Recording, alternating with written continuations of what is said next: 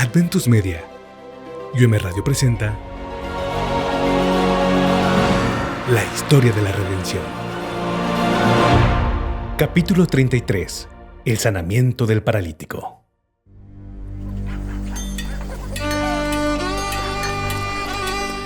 Poco después del derramamiento del Espíritu Santo, e inmediatamente después de un periodo de ferviente oración, Pedro y Juan habían ido al templo para rendir culto a Dios, y vieron a un paralítico pobre y angustiado, de 40 años de edad, que no había conocido otra cosa en la vida que el dolor y la enfermedad. Este infortunado había deseado por mucho tiempo ir a Jesús para recibir sanidad, pero estaba desamparado y vivía muy lejos del escenario de las labores del gran médico. Finalmente, sus fervorosos ruegos indujeron a algunas personas bondadosas a llevarlo a la puerta del templo. Pero al llegar allí, descubrió que el sanador, en quien se habían concentrado sus esperanzas, había sido entregado a una cruel muerte.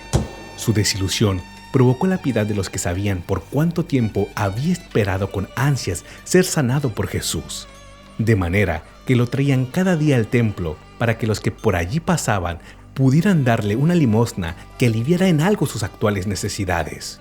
Cuando Pedro y Juan pasaron por allí, les pidió que tuvieran caridad con él. Los discípulos lo contemplaron con compasión. Pedro, con Juan, fijando en él los ojos, le dijo: «Míranos, no tengo plata ni oro, pero lo que tengo te doy.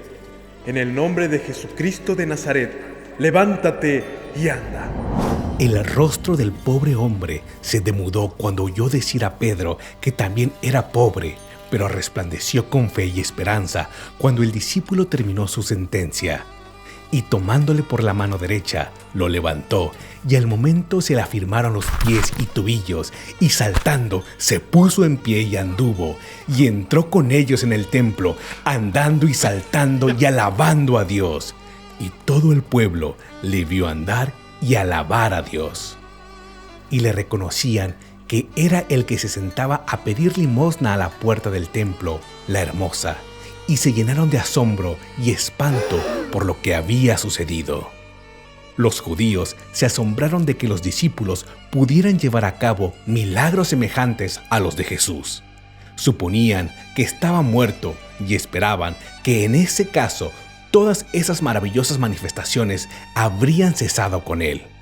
No obstante, aquí estaba ese hombre que había permanecido desamparado y paralítico durante 40 años, en pleno uso de sus miembros, libre de todo dolor y feliz en su fe en Jesús. Los apóstoles vieron el asombro de la gente y preguntaron por qué se asombraban del milagro que habían presenciado, y los contemplaban con espanto como si lo hubieran llevado a cabo por su propio poder. Pedro les aseguró que lo habían hecho por los méritos de Jesús de Nazaret, a quien ellos habían rechazado y crucificado, pero a quien Dios había levantado de entre los muertos al tercer día. Y por la fe en su nombre, a este que vosotros veis y conocéis, le ha confirmado su nombre, y la fe que es por él ha dado a esta completa sanidad en presencia de todos vosotros. Mas ahora, hermanos, sé que por ignorancia lo habéis hecho, como también vuestros gobernantes, pero Dios ha cumplido así lo que había antes anunciado por boca de todos sus profetas, que Jesucristo había de padecer. Después de este milagro, la gente se reunió en el templo y Pedro le dirigió la palabra en una parte del recinto sagrado, mientras Juan le hablaba en otra. Los apóstoles, después de manifestarles con claridad el gran crimen de los judíos al rechazar y dar muerte al príncipe de la vida, tuvieron cuidado de no conducirlos a la ira o a la desesperación. Pedro estaba dispuesto a aminorar al máximo la atrocidad de su culpa, presumiendo que la cometieron por ignorancia.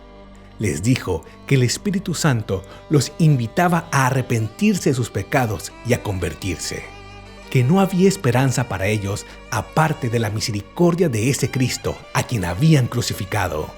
Sus pecados podían ser cancelados por su sangre solamente por fe en él.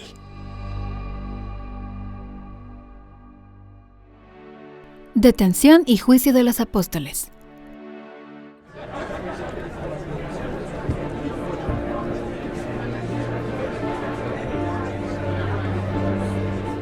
La predicación de la resurrección de Cristo y que por medio de su muerte y resurrección finalmente todos los muertos saldrían de sus tumbas, conmovió profundamente a los saduceos. Creyeron que su doctrina favorita estaba en peligro y que su reputación había sido puesta en tela de juicio. Algunos de los funcionarios del templo y el capitán de la guardia de ese recinto eran saduceos.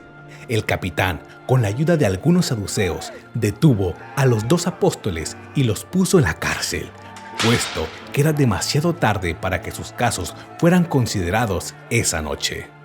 Al día siguiente, Anás y Caifás, con otros dignatarios del templo, se reunieron para juzgar a los prisioneros que les fueron traídos a su presencia.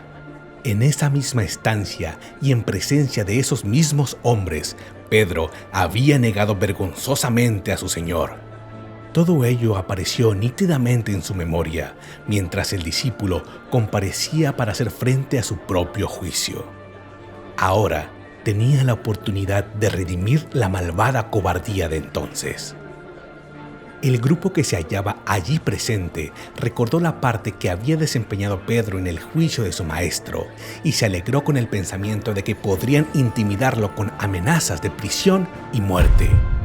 Pero el hombre que había negado a Cristo en la hora de su mayor necesidad era el discípulo impulsivo y confiado en sí mismo, muy distinto del Pedro que se encontraba ahora frente al Sanedrín para ser examinado ese día.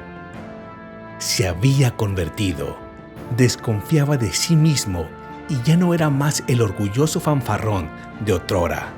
Estaba lleno del Espíritu Santo y por medio de su poder había llegado a ser firme como una roca, valiente aunque modesto al magnificar a Cristo. Estaba listo para hacer desaparecer la mancha de su apostasía al honrar el nombre que una vez había negado.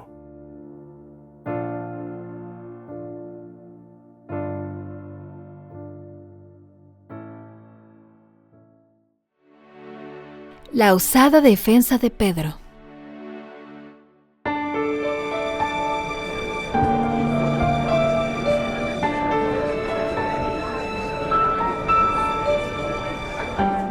Hasta ese momento, los sacerdotes habían evitado mencionar la crucifixión o la resurrección de Jesús. Pero ahora, para cumplir su propósito, se vieron obligados a interrogar al acusado acerca del poder mediante el cual habían llevado a cabo la notable curación del paralítico.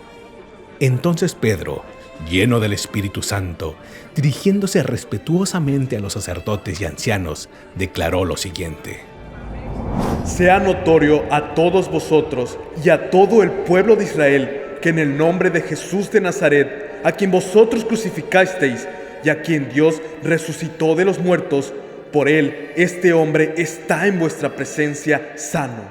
Este Jesús es la piedra reprobada por vosotros los edificadores, la cual ha venido a ser cabeza del ángulo, y en ningún otro hay salvación, porque no hay otro nombre bajo el cielo dado a los hombres en que podamos ser salvos. Las palabras de Pedro tenían el sello de Cristo y su rostro estaba iluminado por el Espíritu Santo. Muy cerca de él, como testigo viviente, se hallaba el hombre que había sido milagrosamente curado. El aspecto de ese hombre, que solo pocas horas antes era un desamparado paralítico, pero que ahora había sido restaurado a la plena sanidad de su cuerpo y había sido iluminado con respecto a Jesús de Nazaret, le añadía peso al testimonio de las palabras de Pedro. Los sacerdotes, los gobernantes y el pueblo guardaron silencio. Los gobernantes no tenían poder para refutar esa declaración. Se vieron obligados a escuchar lo que menos querían oír, es a saber, el hecho de la resurrección de Jesucristo y su poder de llevar a cabo milagros desde el cielo por medio de sus apóstoles en la tierra.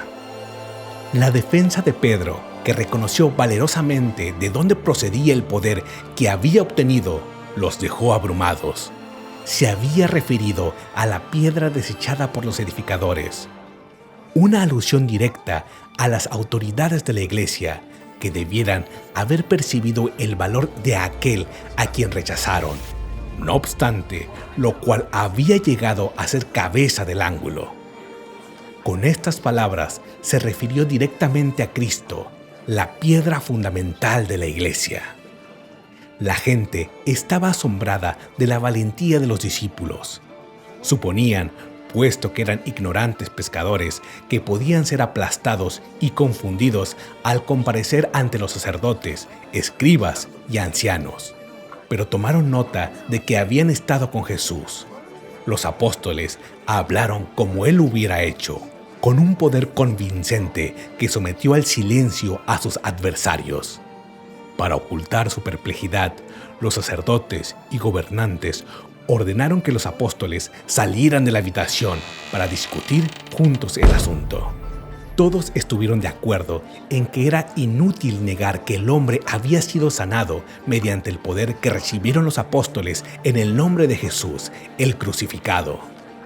De buena gana hubieran tratado de cubrir el milagro mediante falsedades, pero esta obra fue hecha a plena luz del día y en presencia de una multitud, y ya había llegado al conocimiento de miles. Llegaron a la conclusión de que había que detener esa obra inmediatamente, pues en caso contrario Jesús lograría muchos creyentes, a lo que seguiría su propia desgracia y serían culpables del asesinato del Hijo de Dios. A pesar de su disposición a destruir a los discípulos, no se atrevieron a hacer nada más grave que amenazarlos con los más tremendos castigos si seguían enseñando o haciendo obras en el nombre de Jesús, a lo que Pedro y Juan declararon osadamente que su obra les había sido confiada por Dios y que no podían hacer otra cosa que hablar de lo que habían visto y oído.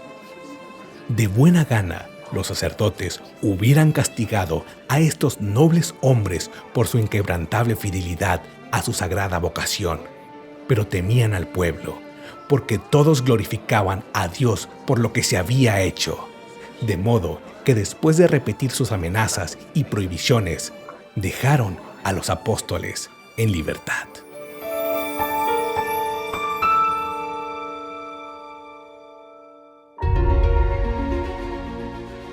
Este audiolibro es una producción de Adventus Media y UM Radio, tomado de la traducción del libro La Historia de la Redención, escrito por Elena G. de White.